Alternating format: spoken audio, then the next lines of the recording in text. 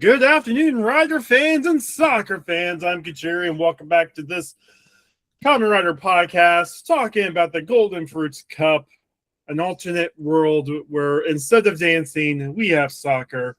And joining me today in the front lines is Freezing Inferno, Sean Dillon, and Lena McIntyre. How's everyone doing? Hi. Hey. Good talk. So I think I've explained this a few times before, but how these movies usually goes, and this is how the upcoming Zeets movie is going to be. Parents take their kids to the theater, they buy one ticket. The one ticket, they'll sit down, they'll watch themselves a 26, 28-minute Super Sentai movie in quotes. They call it a movie, it's just a 28-minute episode. Usually there's some brand new Megazord they get. There's some sort of antics. It has a little bit more budget. They'll try to do something with the budget. But then, after an intermission, you watch the main event, which is an hour-long Kamen Rider movie. So after all the kids watch the trained Power Rangers get a giant safari zoo-based Megazord, it was time for them to watch soccer. Have they ever done the reverse of that? Nope. Kamen Rider's always been the bigger show. Well, I mean, it is the bigger show now. It's the one that exists. Well, I mean, this is what they're going to do with the Gavin Zeets crossover. Like they've been promoting it. Kids will watch a 28-minute Infinity Gavin episode. Maybe that might get them to finally watch the show and buy the toys because those sales have not gone anywhere. And then they'll watch the Kamen Rider Zeets movie where we already know like the main villain is going to be Nox's brother and all that stuff. So it's interesting. So, Boy, this movie starts out with some Forbidden Fruits lore. which just makes textual everything we've been talking about. The Adam and Eve thing, the fruit of knowledge. Mm-hmm. Urobuchi loves his Christian mythology. We will find out even more come August. Mm-hmm. Grumbles and pagan. So we see Gaim casually 1v8 in the base form. Zawami's not looking so great. But hey, this kid shows up and Kota decides to teach him soccer. The world's ending. I guess we have time to talk about soccer, I guess. There are worse things to talk about. I'm wondering when in the world does this take place? It's post Michi killing his brother. Yeah. Seeming So this could easily be just the morning before Kota gets his ass handed to Michi in the last episode we watched. Things look much worse than they do in the main show. Well, not everywhere is the same place. Some places are hit harder than others in the And apocalypse. you guys gotta remember they probably filmed this around like episode 2021.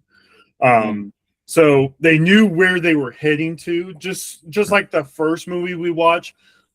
They knew how many riders were going to be, but they didn't know how they were going to lay out. That's why Kota was part of the dance troupe in the first movie we watched of this. Right. And why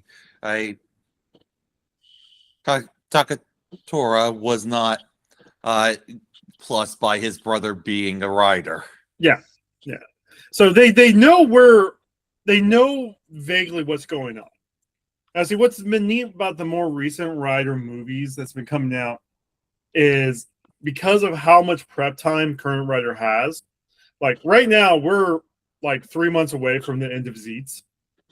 They're like 4 months into filming Myth right now.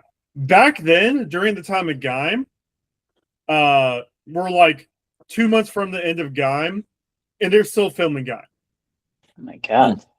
So that's how much like leeway time that they built up over the years. Necessity, honestly. But Kota ends up falling into the backrooms. Wait, Wrong property. He walks into a different Earth where it's all about soccer. Wait, I think there is a Kamen Rider that has the back rooms up. Is that Z? It's either Zeets or the one right before Zeets. Are you talking about Gav? No, Gav. Okay, yeah, Gav has the World of Doors. So imagine the TARDIS, honestly, but like instead of the TARDIS physically teleporting it anywhere, you walk into a room of doors, and every door is connected. That's a time hotel. Okay. That's what Gav has. That's how Gav operates for that. That's how that works. Yeah. Oh, hey, Yuya's a thing. Remember Yuya? Oh boy, this. Remember Sid? Man, I could go for a cherry crush right about now. Hase's could also I. alive, so there's no reason to have a cherry crush. What if we want one anyway? Well, you'll get it. And also dead Hase. Well, we were going to get a dead Hase and dead Sid eventually, but What are you talking about? This is just the soccer movie. We're playing soccer, and you can transform and do cool trick shots, and also there are pro football players here. Because... yeah, it's like Yeah. Mega Man Soccer. You just Okay. have the power shots. All right. Also, you can tell that American imperialism has had detrimental effect to Japan on the fact that this is called a soccer movie and not a football movie. Honestly, I think popularity wise, NFL is more popular in Japan than soccer is. So they separate by football and soccer that way too. One of the main characters in the Rider season 2 before this one was a football star. It was the Forza's the Breakfast Club Kamen Rider season. Is that the one with the writer that can never show up again? No, she's not the writer. She's the side character. No, Well, no, the one who, not the one who's part of a cult, the one who's a bit did some problematic things. No. The actor is big in Japan right now. He was Ichigo in Bleach. Yeah, he got big. We have 2 Fresnos in chat, so I'm like Observation that I wanted to make before. Hase is like Rory in that he dies all the time. Oh my Well, god. he's only died twice. Yeah, those are rookie numbers. He's really got to work on pumping those up. I'm pretty sure the actual Rory of Kamen Rider is Kureya from Zeets. Oh my god. Yeah, but I'm not watching that one. You should. You It's should. working pretty well. Writing's been fine. It's blowing everything out of the water right now.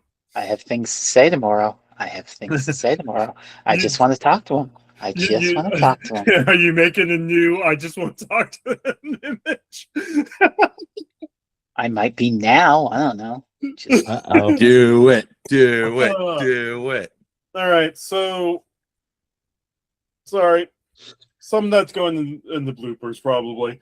Anyway, so Yuya tells Kota, "Hey, I'm relying on you. Don't let me down." Ooh. Push that knife in deep. About that. Yeah. And like I said, there are pro football players on their teams, and it's different pro football players to the ones we saw in the main show. Yeah. And there are even more pro football players who are going to show up. Boy, this is going to be one hell of a movie about soccer, right? Yeah, it also raises the further question of why are we doing a football movie a year without World Cup?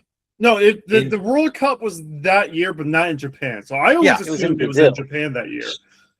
But they just wanted to be popular with the World Cup. I think the answer is to create a convincing bait and switch for what the movie is about to fucking do. Yeah, that could be it too. Kota scores a goal and starts celebrating. If there was a Pokemon Championship, he would be disqualified.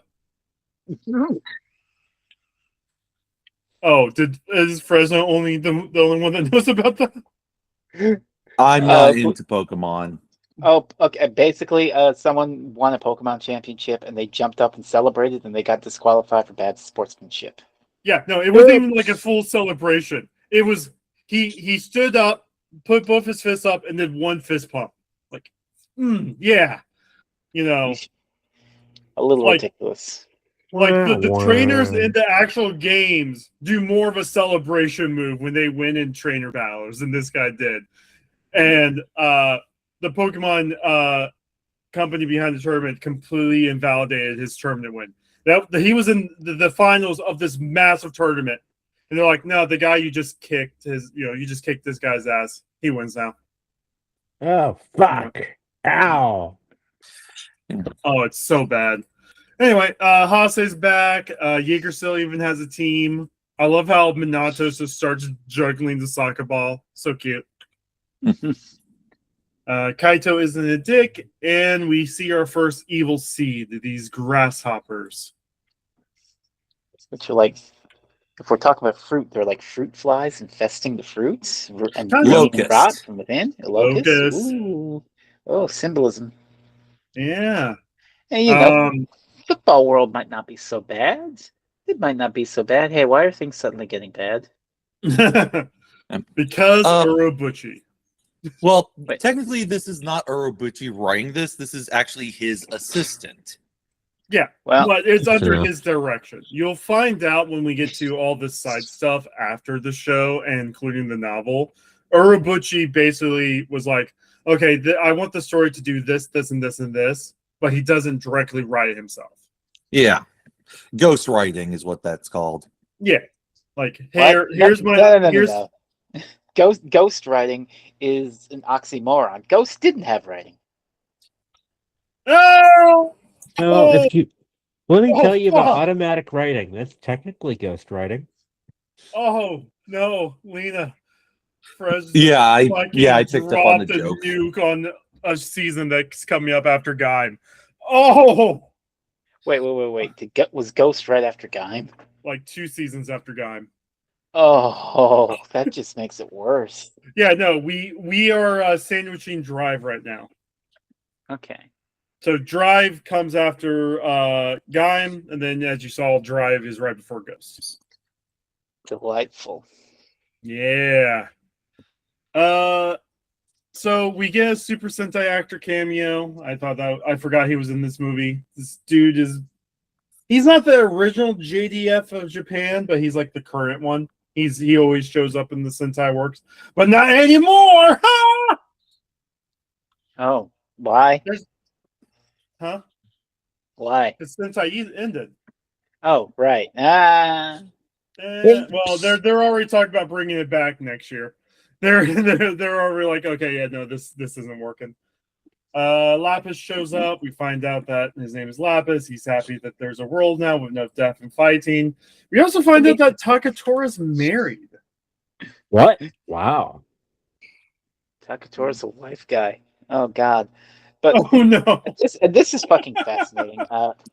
In the first place, Lapis. Oh, I'm happy there's a world without death and fighting. Always Sunny title card. Death and fighting are introduced to the world. Yeah. And secondly, Michi, which you mentioned. Oh, wait till we see the soccer world's Michi, and it's just the same Michi. He's like, wait a minute, this isn't right. I'm a backstabbing bastard, and I killed you. I don't think I said wait till we see Soccer World Michi. Oh God. Soccer World Michi might be the most heroic version of Michi to exist. He's the only one with a backbone. Ha! Yeah. Also, Takatora has a wife. Yeah. Who's dying. Oh. Which, it wouldn't be Kamen Rider if the wife wouldn't die. No, okay. There's been some Kamen Riders that are married that nothing horrible happens. Bad stuff happens. Yeah, but how many of them do exist compared to the ones where horrible things happen? More often than you think, because wives aren't a common thing in Riders to begin with. Okay, love interests then. More often than you think. Hmm.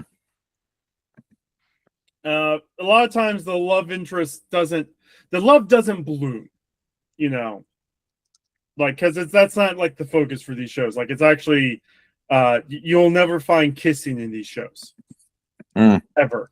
So it's like Doctor Who in that there's no hanky panky in the Yes. rider form. Yeah. No hanky panky with the belt on. Damn. We also find out that in this world, you let Kota have the driver.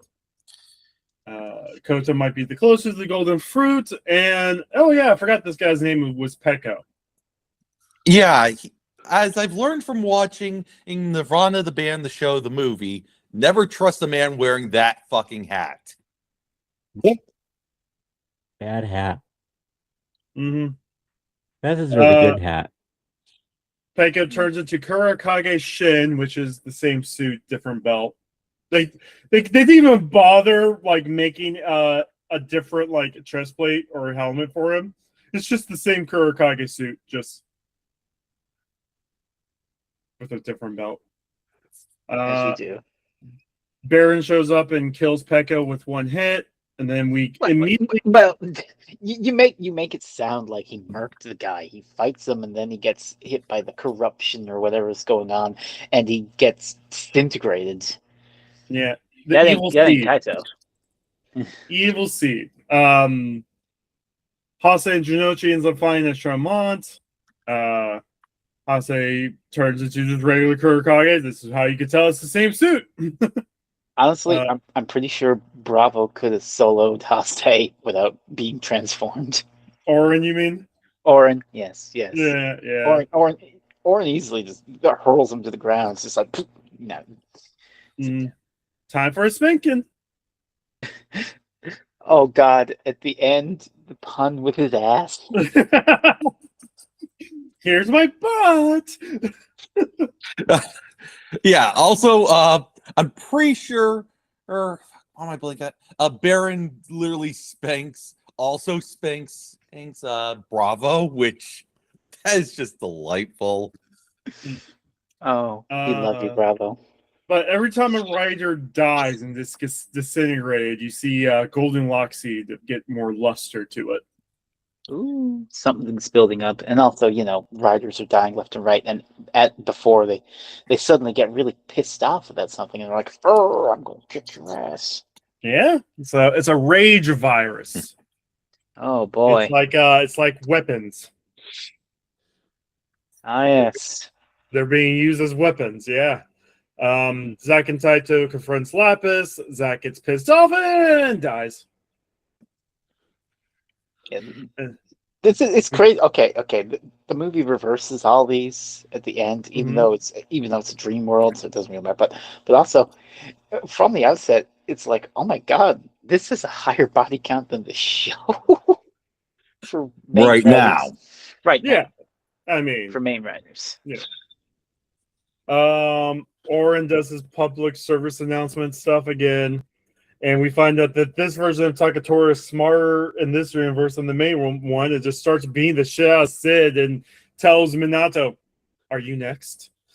Yeah, which honestly is a reveal that he's going evil, especially given that he has something growing underneath his skin, which I don't think the movie ever acknowledges. No, I think it's just the corruption. Yeah, it's the evil seed. He's just strong enough to fight it off for longer, I assume. Yeah, no, he's.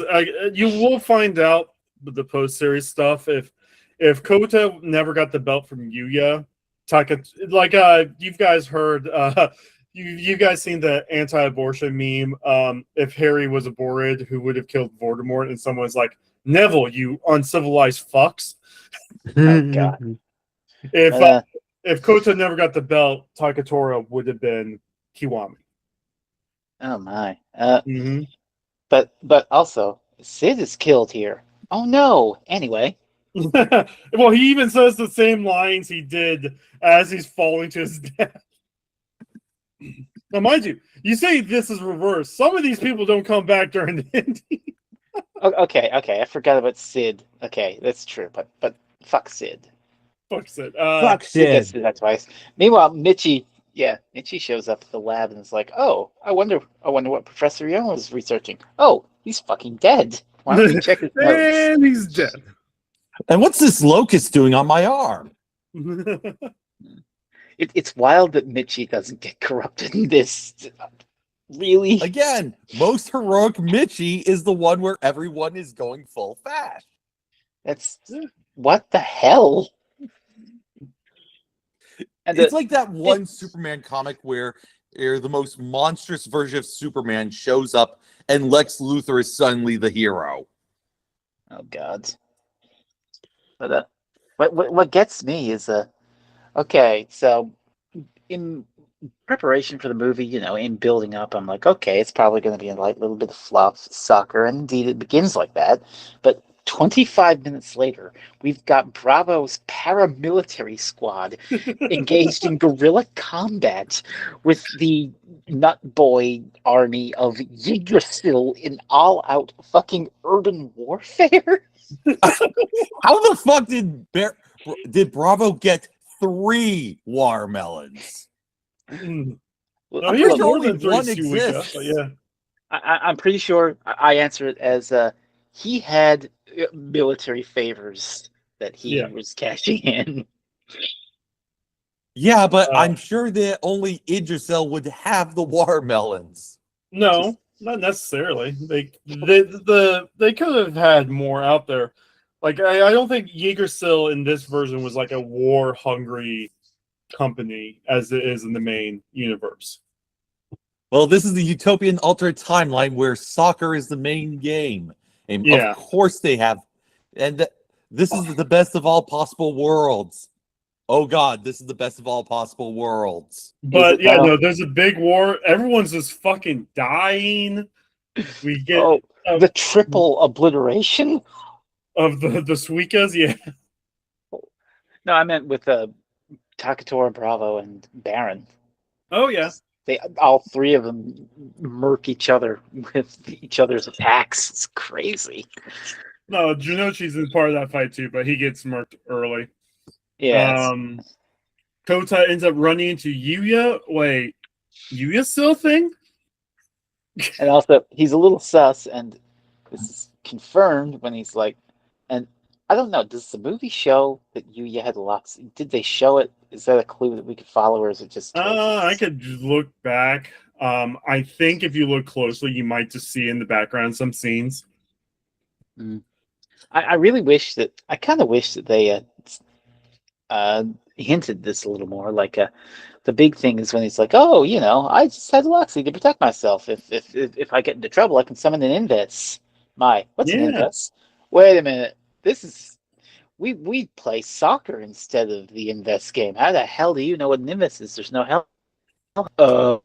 Yeah, actually what happens is Mai literally goes, "What's an invest?" Yeah. I think Frez just got frozen. Oops. The tablet somehow. Anyway, get back into it while we're still here. All right. Yep. So And- you were going on about Yuya. Yuya. Okay. And then it turns out he's the final fucking boss. Yep. Well, naturally, the final fucking boss turns out to be the guilt you have about killing your best friend. That too. Emotional trauma, the movie. No, that's Monica. I mean, we've established that there's no difference right now between. Oh, there's a difference. Yep.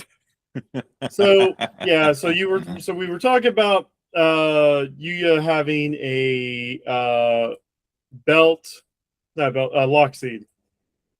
And Well, he's got the belt too.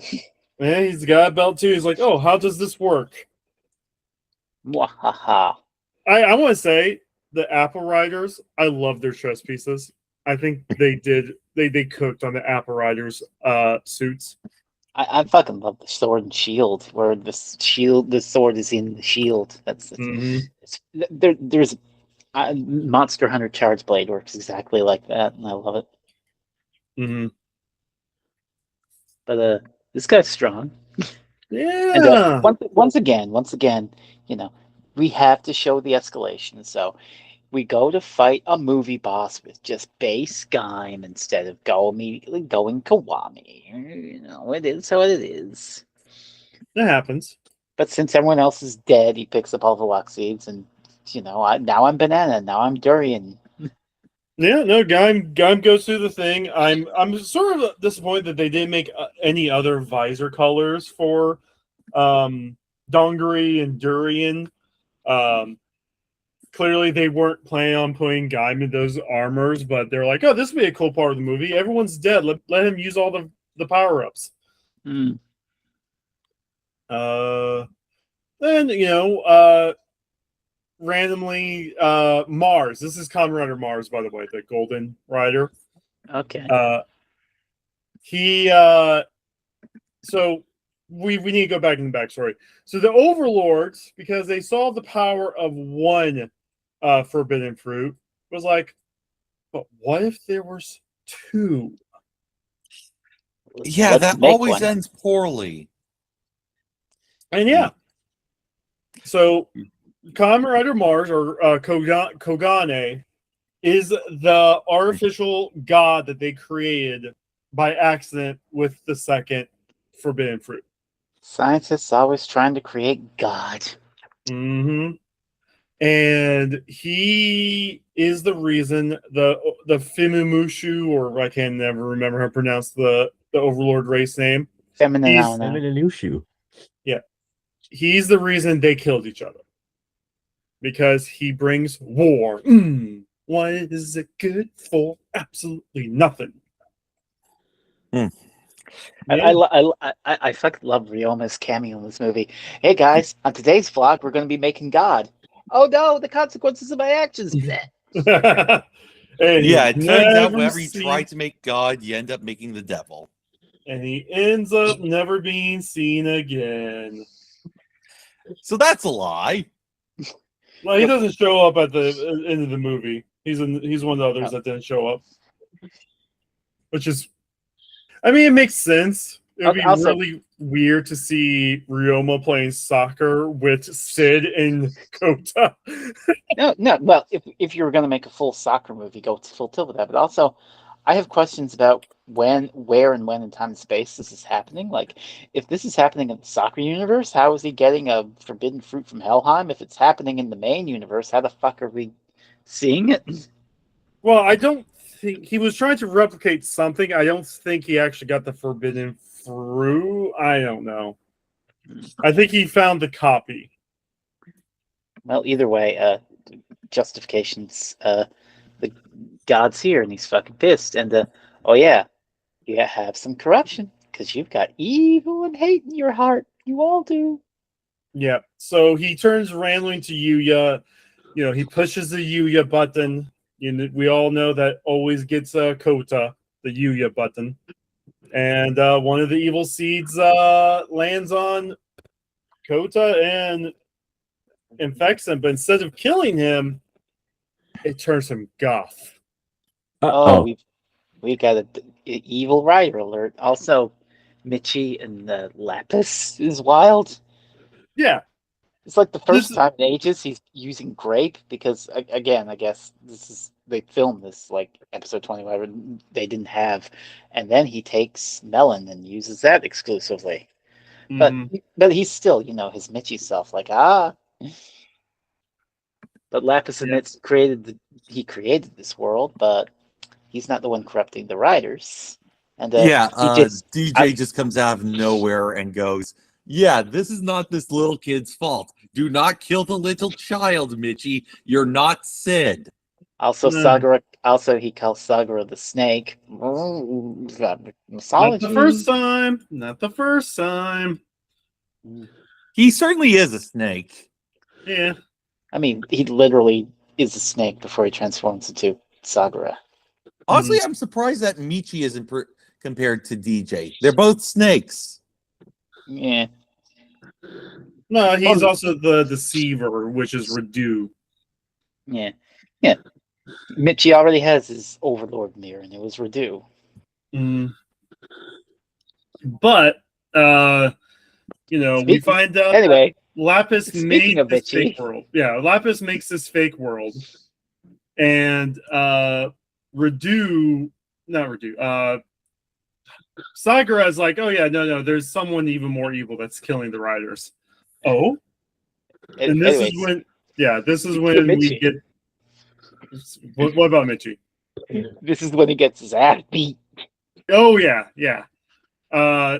Basically, Mai runs into Goth Kota, and Goth Kota transforms into Black Gaim to try and kill her. And Mitchie shows Michi's up, obsession saves the for day. once saves the day rather than dooming everyone. Yep. Broken clock. But it does turn into let's kick Mitchie's ass more ways than one. Yeah, not literally complaining. in the background of the evil villain monologue, Michi is just getting his ass kicked. Hey, can I just stand up? No, kick. He's kicking him ways down. Stop! He's already dead. No, it's Michi. Fuck him. It's true. No, I Going. mean, I even said this in the notes. Black Gaim is really brutalizing Michi. Good. Nobody cares. But also, Kaido lived. Because Minato Yeah. saved him.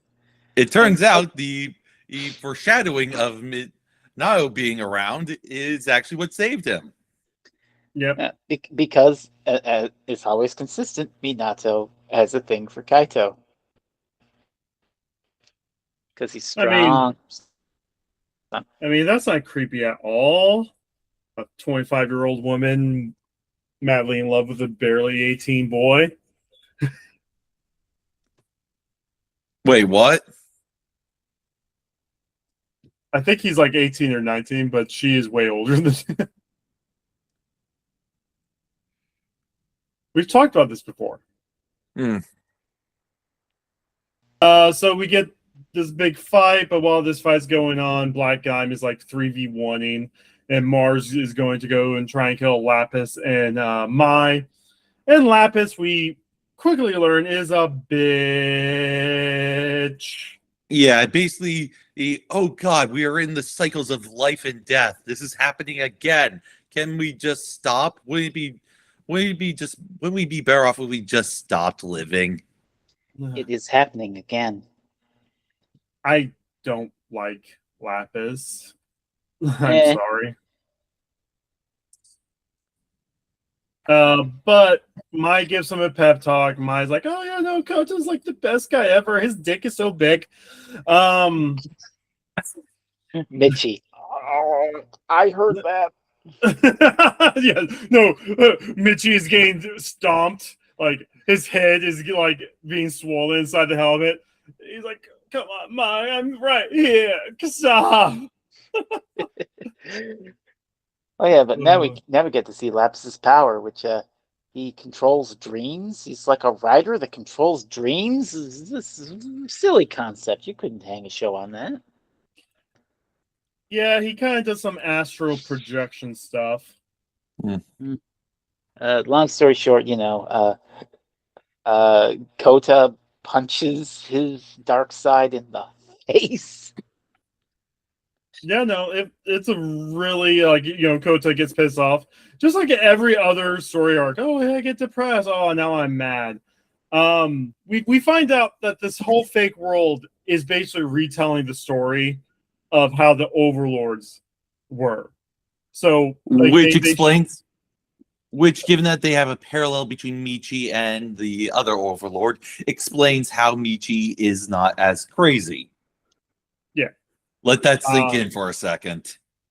Oh God. Oh dear. Well, we find out through this whole dream that Takatora didn't have a wife, but Roshor, or whatever the Overlord King's name is, did. So we see, Takatora over his dying wife's body in the hospital, and it cuts to the Overlord King over the sarcophagus we've seen in previous episodes. And it's like, yeah, it's like, oh, this is how the world is. Woo. Mirroring. I know. We also find out that Lapis is an overlord. Lapis killed himself to stop Kogane in the past. but Kogane's influence to cause war stuck. Ah,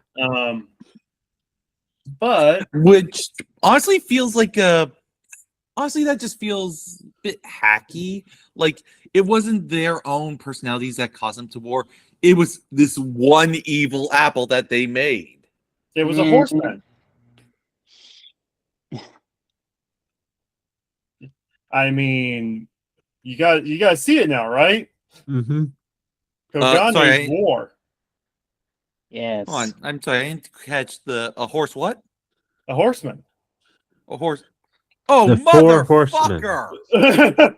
So There we go. Gaim, what did Gaim do in his movie? Oh God. He sucked up all the water so there couldn't be crops for the people. He starved the people. He caused. He's one of the Four Pestilence. Horsemen of the Apocalypse. He was famine. He was famine. Oh. Gaim was famine. This guy's not war, he's pestilence. No. He has the fucking locusts. Nope, we don't have pestilence yet. Oh, We Okay, have so we war have now. war, we have famine. Pestilence and Death are 15. upcoming. 15. Remember 15? Skeleton guy, Bone Daddy. Death. Kill everyone. Motherfucker! Oh my. Kamen Rider Gaim is rife with symbolism and meaning. Oh, it's right with something, all right. Well, this is a kid's show, so they can't have a certain figure from Babylon show up. Yeah. Yeah, so we have one horseman left, and it is Pestilence. And I will say, technically, Pestilence will be our final boss of this series. Oh boy.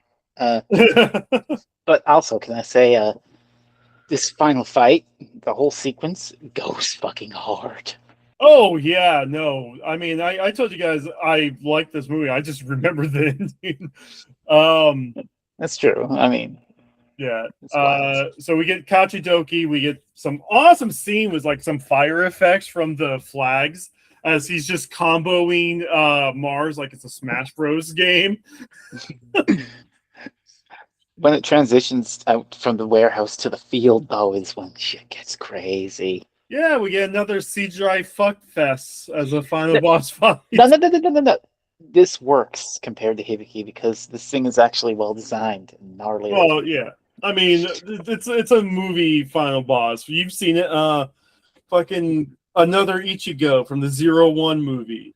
Yeah. No, yeah. This looks cool, and also, but I mean, even before that, they're fighting on horseback.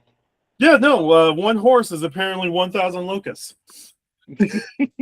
You guys complain that there's not enough bike scenes in Kamen Riders. There's a horse riding scene in Kamen Riders. No, this rules though. When they run into the forest, and they're shooting at each other with sword beams and the bow. Oh my god! The final shot where he jumps over Gaim and Gaim just shoots the horse in the stomach, but it's okay because the horse is just made of locusts. It's not technically a real horse. Yeah, and then it turns into a giant fire horse. This is so cool. Yeah. I love that Gaim isn't even trying to dodge; he's just running straight in. No, that's how much of a bitch Mars is. He was strong, but it's like no, all he had to do was just go Kiwami, and this fight would have been over. Oh well, you have to build it up for the kids. We need our hour runtime, right? Riders got to eat. Mm. Hey, everyone's alive, by the way, because we shot the souls out of Mars. But oh no, he forms a thing which took me a while to realize what the hell it was. It was a soccer net. Yeah, so the Somehow. finale of this movie is they kick a soccer ball into the goal. Well, And the it goalie, rules. but still.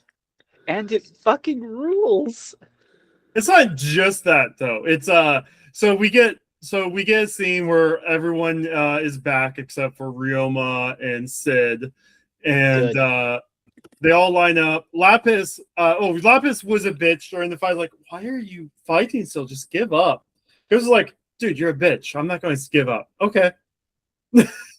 Okay, I will fight now too. And Sakura gives him the silver lock seed.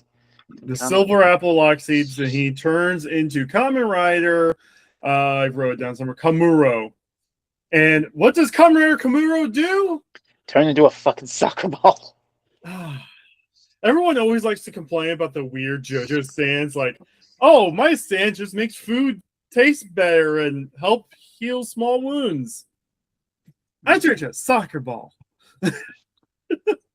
Told you I missed My even power the weird is thing. soup. No, but this final fight is actually really good. I mean, it's goofy, but it's like unique. Like, the 11 riders are playing soccer against a bunch of copies of Mars, and they're passing it back and forth. This is where we get Bravo doing the butt joke while he bounces the ball off his butt. Yeah, no, it's a good final fight in my opinion. But yeah, no, the goal is made and the dream's over. Back to the end of the world. There's no final message after the goal's made. It's like, oh yeah, no, we need to do credits now. The end. Yeah. Thoughts about the movie? I think this is the best Kamen Rider Gaim movie we've seen. We just lost Fres again. Well, I suppose that sums up their thoughts on the film. Anyway, I think this is the best Kamen Rider Gaim movie. A solid 2.5 stars. Oh, Yeah.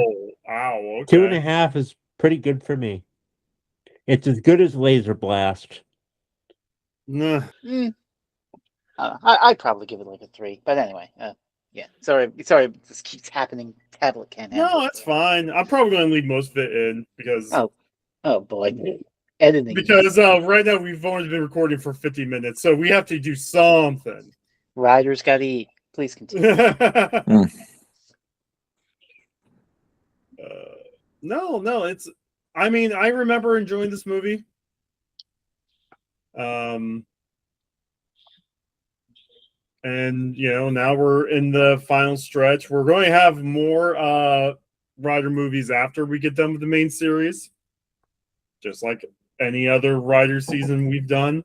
Oh no, V Cinema. Yeah, they're not bad though. Listen. I have an innate distrust for V Cinema after my first experience with those Kamen Rider other films. But wait, wasn't your first experience the one where we get that wonderful montage with Teo Boy? No. Their first one was the Metro Jinrai duology. Oh, Where- right. You did 01 first. Yeah. Right. Yeah. It's a And bit those were- unfortunate. Those fucking sucked. So I will say that they're better for Gaim. They made V Cinemas for Gaim for like 6 years. That's how well they did. that's good. Yeah, so we got a lot of post-series stuff, and then we'll talk about the novel a bit. There's also 2 stage shows that we don't really have to watch, but we can talk about them too. No, it's just been a fun movie. I enjoyed it. I enjoyed the Apple Riders. This isn't the last time we're going to see an Apple Rider. Is that why these are canon? Yeah, well, no. The story with the Overlords is canon, and we may see some figments come back. As you mentioned, someone can also be Pestilence. In this movie, they are war. But who knows? Pestilence is still a thing that can happen. It's True. going to be Mitchie, isn't it? Oh God, I I guarantee really it. did. I really did enjoy the movie, though. I mean, I liked the bait and switch from it's a soccer AU to everything is on fire and people are dying. But You can't, Yeah. Which ultimately is kind of the core theme of Urobuchi's work overall. You can't patch over the cruelty and awfulness of the world with cute and funny things. You have That's to true. accept the darkness, or else it will consume you. Yeah, but I really, really enjoyed it. I enjoyed the final fight. The final fight is a standout of Kamen Rider fights. Not quite as crazy as some of them Zeds, but yeah, it's pretty good. So yeah, it was a solid little movie. I think I liked it a little more than Showa versus Heisei. So lovely. Mm-hmm. But yeah, no. Next time we're finishing the fourth arc of Gaim. We're going to basically set up the big final fight. When we go into the final arc, we will have 3 episodes of the final fight, and then there's an epilogue episode. Basically, the final fight's so big, they're like, okay, we need an epilogue to finish out this this story. Mm. But until then, what's been going on Mondays and Thursdays? Terrible fucking video games, but thankfully the end is in sight. I've only got 1 week left. Nice. Yay. What's been going on books wise? I have a book out. I have a book coming out next month on the 26th of June. It is, at last, the collected edition of Back to the 11th Hour, including the much hyped new essay on the audio story A Delusion of Witches by Lisa McMullen. Mhm. Ooh. I, meanwhile, have just had a book come out yesterday. Oh, Ooh, did you now? Yeah. Yeah, I was included in the short story collection in Shvei A Springs Eternal, which is the first part of the Shvei Seasons book. Look, Yes. yeah, I have one. I admittedly, it's very much me just messing around, and the other one is a massive shit post, which will be coming out in the winter. Lane and I are also working on About Space, which is a massive 6-book project on Star Trek, which we are currently doing a sample platter for the 60th anniversary. I just watched Friday's Child for it, is racist drivel, and I hate it. Oh. oh boy, the past was a mistake. Indeed it was. Indeed it was. Anyway, I uploaded a couple videos. I finally did my Mega Man boss final Wily stage ranking that I've been meaning to do forever and a half in a day. Woo. That's been kind of popping off. Oh, It's kind of nice. weird. I've gotten 3,000 subs mostly from that now. Wow, we're doing great. Hello, newcomers. Well, not like- this channel. It's not this channel. Oh, right. You separate these things. Well, Yeah. either way, it's still good. Still, you're winning. That's Mhm. wonderful. And I made a funny meme of Zeets. That was funny. I did the golden win meme. Anyway, we'll see you next time to finish off the 4th arc, and then yeah, have a good night, all. Bye. Bye. Bye.